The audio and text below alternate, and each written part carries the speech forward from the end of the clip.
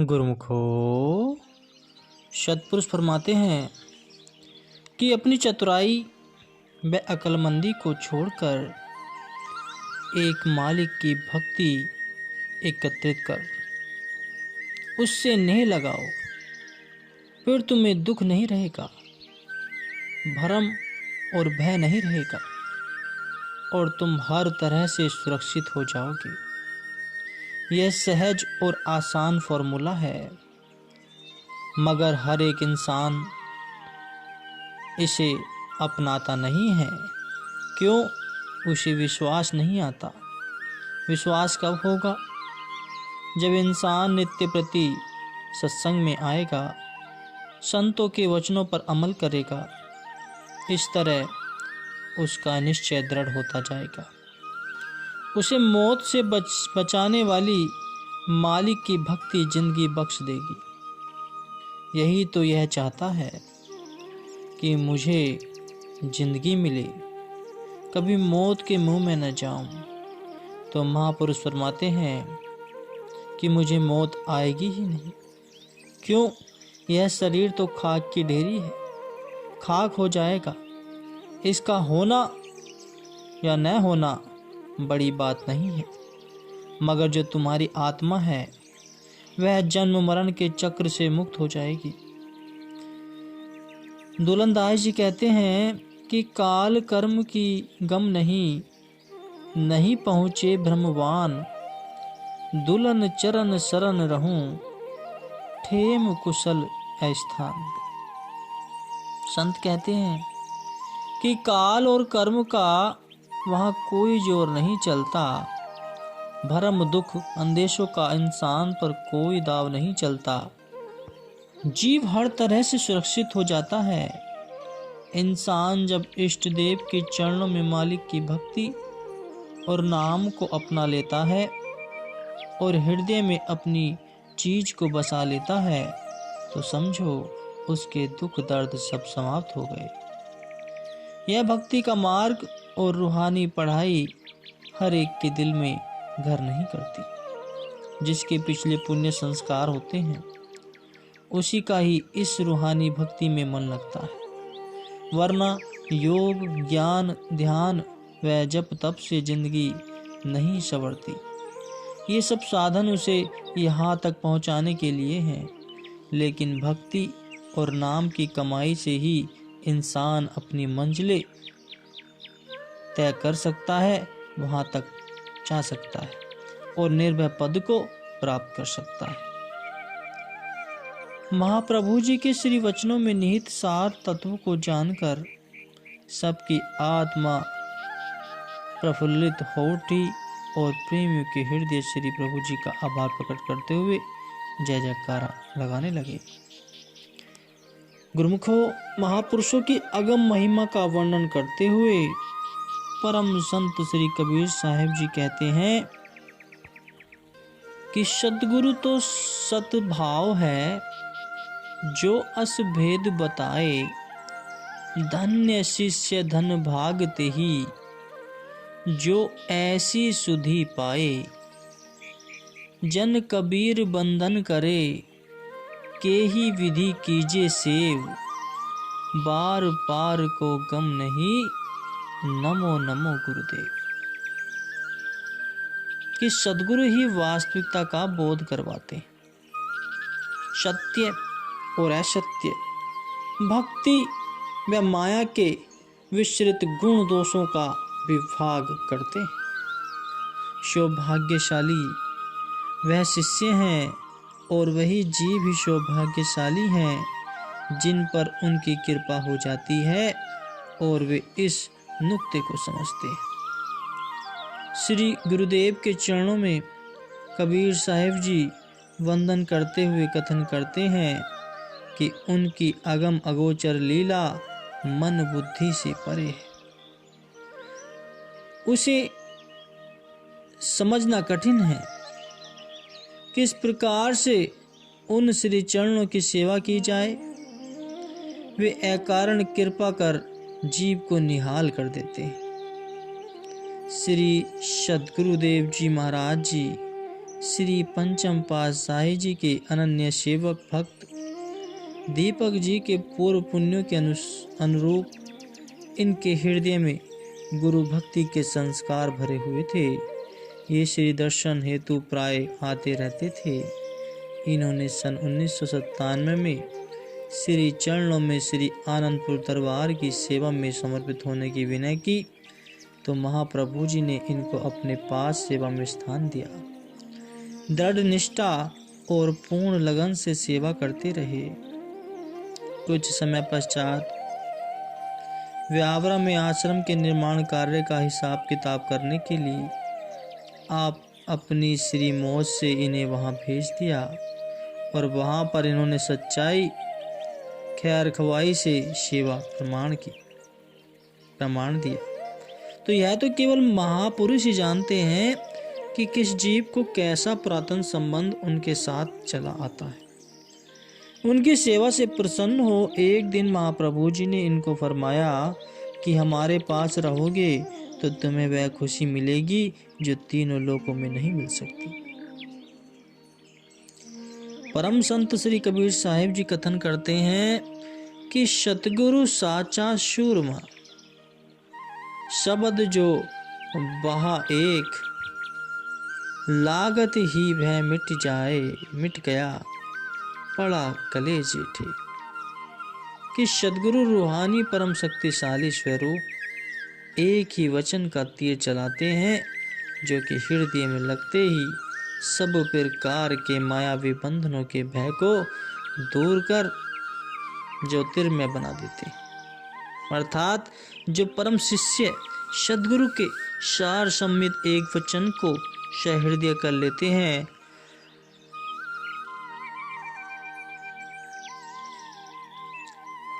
संकेत को समझ लेते हैं, वह वास्तविक लक्ष्य को पाने की और पग बढ़ाना आरंभ कर देते हैं। उसके हृदय में ज्ञान की दिव्य ज्योति जगमगा उठती है। महाप्रभु जी के एक ही वचन ने भक्त जी के जीवन में अद्भुत परिवर्तन कर दिया। उन्होंने सब ओर से अपने ख्यालों को मोड़कर स्वयं को श्री चरणों के लिए संग जोड़ दिया। अभी भी अपने घर परिवार अथवा सत्संग कार्य के लिए बाहर नहीं गए, न ही कभी ख्याल ही उठाया कि श्री सद्गुरुदेव महाराज जी ने भी भक्त जी को श्री चरणों की सेवा में समीपता प्रदान की और इन्हें सन 2009 में साधु वेश प्रदान कर इनका नाम महात्मा अचल सागरानंद जी रखा गया। महाप्रभु जी अपने इस शिष्य की भक्ति और सेवा में समर्पण भाव को देखकर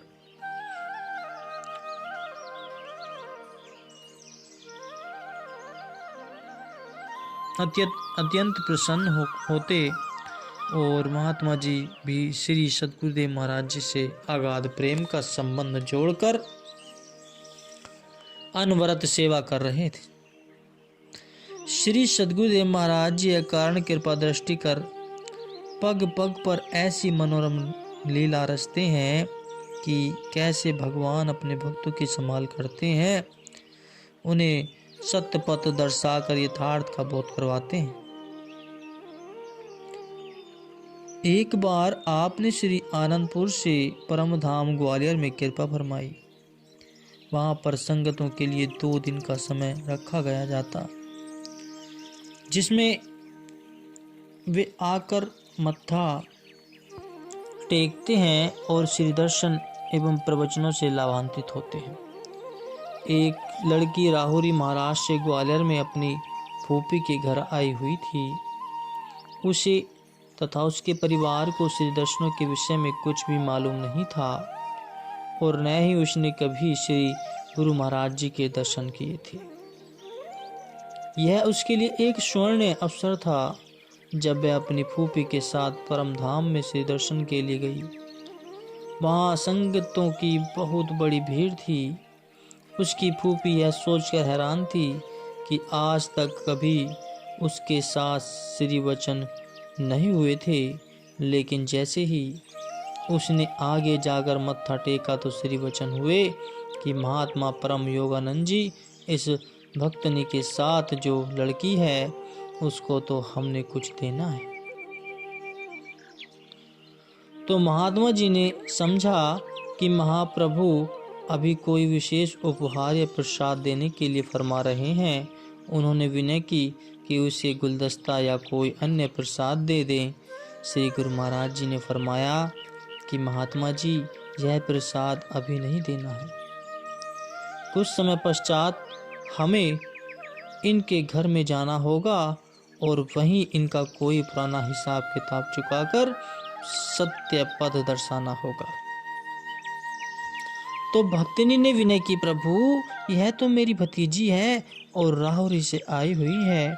इनके घर में किसी को भी श्री आनंदपुर दरबार के बारे में जानकारी नहीं। तो श्री वचन हुए कि हम सब जानते हैं, समय आने पर तुम्हें भी पता चल जाएगा महात्मा जी। इसके घर का पता नोट करो। उस लड़की ने घर में आकर फूफी से कहा कि हमारे घर में तो सब सत्यनारायण जी की पूजा करते हैं, इन्हें तो कोई जानता नहीं है और न ही मानता है।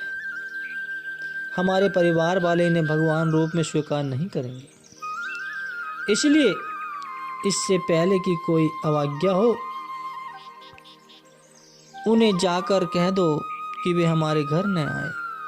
तो फूफी ने लड़की की घबराहट को दूर करने के लिए कहा, घबरा नहीं, महापुरुषों की हर कार्यवाही में जीव का कल्याण व हित समाया होता है।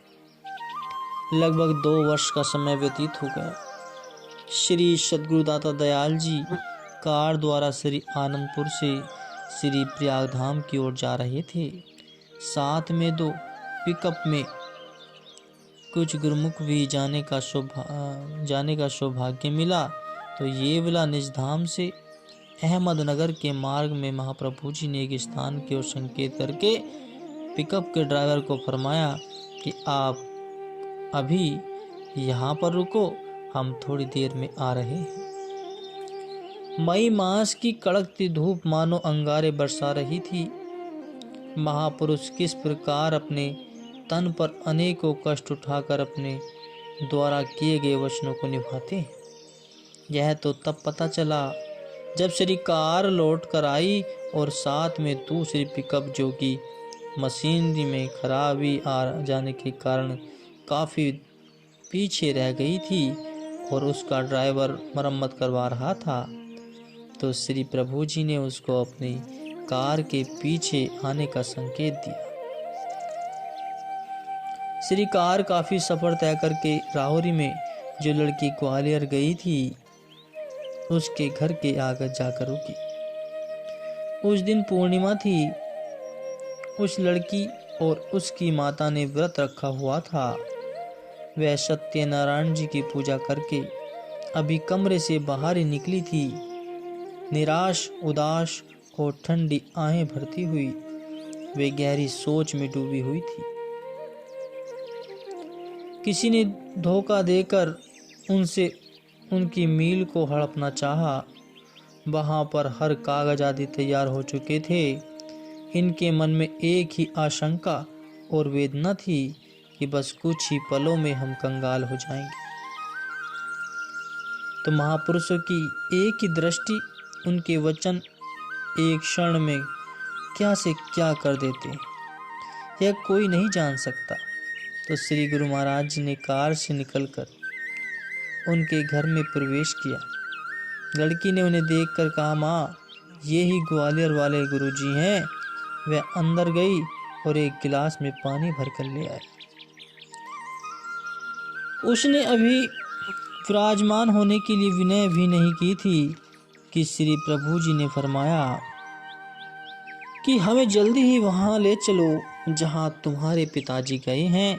वही हमारा जरूरी काम है जिसे हम जल्दी और अवश्य पूरा करना है। बिना कुछ कहे वह लड़की श्री प्रभु जी के साथ चल दी। उनके घर से वह मील कुछ दूरी पर थी। जब श्री गुरु महाराज जी उस मील में पहुँचे तो उसके पिता जी कहने लगे कि इन संतों को यहाँ क्यों ले आई हो? अब हमारे पास इनको देने के लिए बचा ही क्या है? अभी हमें भी खाली हाथ ही यहाँ से लौटना है। तो मुस्कुराते हुए महाप्रभु जी ने वचन किए, भक्त जी घबराते क्यों हो? हम आपसे कुछ लेने के लिए नहीं अपितु कुछ देने के लिए आए हैं। यह सब कुछ तुम्हारा ही तो है। मील का मालिक खाली हाथ कैसे लौटेगा? असमंजस में उसका दिमाग इन रहस्य भरे वचनों को समझ न सका। आपने उसके सब कागज पर उसे दिखाया कि यह देखो कि तुमने स्वयं ही तो जितना उधार और कर्ज था उसे चुकाकर हस्ताक्षर किए हैं। जो नीलामी करवा रहा था और साथ में जितने भी मील के कर्मचारी खड़े थे सब देखकर हैरान हो रहे थे कि अभी कई दिनों से इन कागजों की रूपरेखा कुछ और ही थी। अभी यह रूपरेखा अचानक बदल कैसे गई? सभी कागज पत्र उलट पुलट कर देखने पर भी कोई ऐसा एक कागज भी नहीं निकला जिस पर उसका कर्जा बकाया लिखा हो। उस लड़की का पिता भी मन ही मन आंखें बंद कर इस संपूर्ण रहस्य को समझने में असमर्थ था। उसके कानों में संतों के यह स्वर गूंज रहे थे कि तुम मील के मालिक हो तो खाली हाथ कैसे लौटोगे? देखते ही देखते सब कागजों के क्रम से संभालते हुए सब ने उसी को ही मालिक स्वीकार किया और श्री वचन हुए कि हम जिस काम के लिए आए थे वह पूरा हो गया है। सभी वहां पर दिव्य ज्योति और इस अलौकिक चमत्कार को देखकर स्तंभ रह गए। वह लड़की अपने पिता के साथ उन कागजों को समेटकर प्रभु जी का धन्यवाद करने लगी और उसके पिता ने सब कर्मचारियों को प्रसन्नता पूर्वक कार्यभार संभालने का आदेश दिया और कहा कि हमारी अनुपस्थिति में भी पहले की तरह ही कार्य करते रहना है। आप वहां से चलकर सीधा ही अपनी कार में आकर विराजमान हो गए। साथ में आई हुई पिकअप को भी साथ चलने का आदेश दिया। पुनः मार्ग में जो पिकअप खड़ी थी उसे भी साथ चलने की आज्ञा फरमाई और मार्ग में खड़े हुए पिकअप में से बैठे हुए प्रेमीजन आश्चर्यचकित थे कि श्री गुरु महाराज जी इतनी झुलसती गर्मी में 2 घंटे कहाँ गए थे। किस प्रेमी ने उन्हें इतना विवश किया था? जब सब अहमदनगर में पहुंचे तो तब दूसरी पिकअप के ड्राइवर ने बताया कि किस प्रकार श्री प्रभु जी ने लाहौरी में घर को कृतार्थ करते हुए सुकोमल से चरणों से चलते हुए उनकी सुगर मील में गए और महापुरुषों के इन गूढ़ रहस्यों को कौन जान सकता है। अब वह लड़की और उसका पिता जब प्रसन्न वदन अपने घर में आए तो परिवार वाले उनके खिले चेहरे देखकर हैरान हो गए। लड़की के पिता ने आकर पूछा, क्या आपने पूर्णिमा के उपलक्ष्य में पूजा पाठ कर लिया है? खाना खा लिया है? यदि नहीं तो जल्दी करो, खाना खाओ, शुगर मिल हमारे पास ही है। लड़की के गुरु जी ने मुझे भक्त जी से कहा और जिस कार्य की मुझे आशा नहीं थी उस सब कार्य को पूर्ण करते हुए वे जल्दी ही वहां से चले गए। भक्त जी की बात को सुनकर एक पल को भी परिवार वाले भी हक्के बक्के रह गए। उन्हें अपने कानों पर विश्वास नहीं हो रहा था।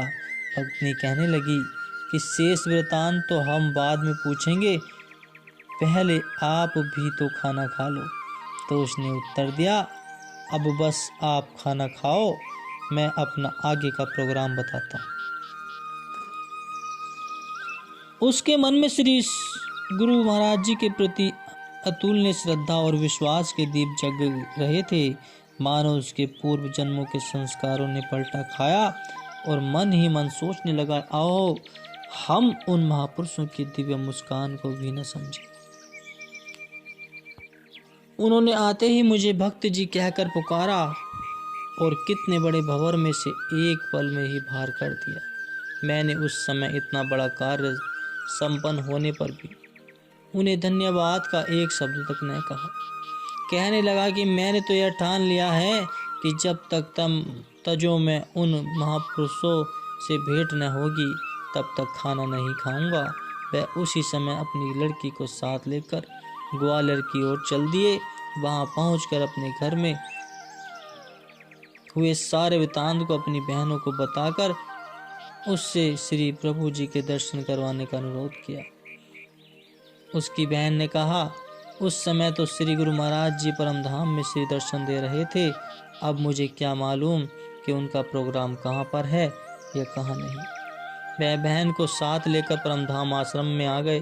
परमधाम में आकर उन्हें विदित हुआ कि श्री गुरु महाराज जी ने अहमदनगर से होते हुए अब श्री प्रयागधाम की ओर प्रस्थान किया है। साथ में यह भी मालूम हुआ कि अहमदनगर राहुरी से केवल 1.5 घंटे का रास्ता है और अहमदनगर से श्री प्रयागधाम 2.5 घंटे का रास्ता है। आश्रम वालों ने कहा, यदि आप उसी समय वहां से उस तरफ चल देते हैं तो शीघ्र ही श्री दर्शन हो जाते हैं। इस समय तो श्री गुरु महाराज जी श्री प्रयागधाम में विराजमान है। परमधाम में महात्मा जी ने उसे अहमद आश्रम का पता देकर कहा कि वहां पहुंचकर श्री आज्ञा मंगवाना और फिर श्री प्रयागधाम जाना। उसके मन में यह दृढ़ संकल्प था कि उसने ही प्रयागधाम पहुंचना है। इस हेतु पहले वह अहमदनगर आश्रम में पहुंचा और वहां से श्री प्रयागधाम का पता मालूम कर वह वहां पहुंच गया। इस प्रकार उसे मार्ग में ही 7 दिन लग गए। वहां जाते ही विदित हुआ कि आज ही श्री प्रातः श्री सद्गुरुदेव जी महाराज ने पंचगनी आनंद धाम के लिए प्रस्थान किया है और आज का दिन पूना आश्रम में ही विराजमान रहेंगे, जहाँ पर 3 दिन बाद कृपा फरमाएंगे।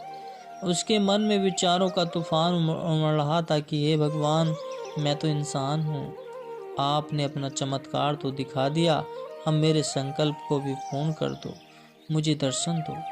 तो पूना में पहुंचकर महाप्रभु जी ने 2 घंटे बाद फरमाया कि महात्मा जी, हमारा श्री प्रयागधाम में जाना बहुत जरूरी है, इसलिए अभी अभी वहां चलो। उधर भक्त जी की पुकार, उधर भगवान भक्तों का व्रत संभालने के लिए श्री प्रयागधाम में पहुंच गए। मधुर मधुर हॉर्न करती हुई कार बिना सूचना दिए जब श्री प्रयागधाम पहुंची तो सब गुरुमुख प्रेमी भागते हुए अंदर सत्संग भवन की तरफ पहुंचे। श्री प्रभु जी को अचानक आया देख कोई तो कहे कमाल है और कोई कहे कि प्रभु जी की महिमा बेमिसाल है। श्री प्रभु जी दर्शन देने के लिए सत्संग भवन में विराजमान हुए। वह राहुरी का परिवार भी सबके साथ वहां श्री दर्शन करने आया और श्री गुरु महाराज जी ने मुस्कुराते हुए और आशीर्वाद देते हुए उस भक्त जी को पास बुलाया और फरमाया कि भक्त जी, कभी हम तुम्हारे पीछे और कभी तुम हमारे पीछे, यहाँ पहुँचने की इतनी क्या जल्दी थी? हमें तुम्हारे लिए अपना पंचगनी का कार्यक्रम स्थगित करना पड़ा। तो उनने विनय की कि आप भगवान हैं, मैं इंसान हूँ, मैं इन गूढ़ भक्ति के विषयों को नहीं जानता। आपने मेरी अंतरात्मा में जागृति कर दी है। मैं सत्यनारायण भगवान की पूजा करता था, परंतु ऐसा विश्वास नहीं था कि अभी भी वे आकर मुझे दर्शन देंगे और मेरे सांसारिक कार्य के भंवर से मुझे उभारेंगे। आप सत्यनारायण रूप भगवान के रूप में दर्शन देने के लिए आए और मुझे दुख संकट के अंधेरों में भटकने से बचा लिया। तो महाराज, मैं उस समय धन्यवाद के 2 शब्द भी अर्पण न कर सका। अब मुझ पर कृपा कीजिए, आप नाम दीक्षा दीजिए। मेरी यही प्रार्थना है कि जैसे श्लोक में स्वयं मेरी सहायता करने पहुँचे हो, इसी प्रकार अब परलोक में भी मुझे पार कर देना। आप जी ने मुझे भक्त जी कहकर संबोधित किया है, तो अब मुझे अपना भक्त बना लीजिए। लड़की ने विनय की कि पिताजी ने पिछले 7 दिनों से कुछ नहीं खाया। तो श्री प्रभु जी ने उसी समय उसे भोग प्रसाद दिया और फरमाया, यह तुम्हारे प्रबल जन्म की कोई अड़चन थी जिससे माया का एक झकोला आया और तुम महापुरुषों की संगति को प्राप्त कर सके। अब पूर्व पुण्य के अनुसार संयोग बना है तो इसका पूर्ण लाभ उठा लो। भजन सुमरन सेवा सत्संग करते हुए जन्म को सकारात कर लो। उसी समय सारे परिवार ने श्री प्रभु जी से नाम दान लिया और अहमदनगर के आश्रम से नाता जोड़कर उनसे अपने घर में सत्संग करवाने लगे और महापुरुष दिन रात परमार्थ में जुटे रहकर किन किन रूहों का उद्धार करते हैं, यह जानना जीव बुद्धि के परे की बात है। बोलो जयकारा, बोल मेरे श्री गुरु महाराज की जय।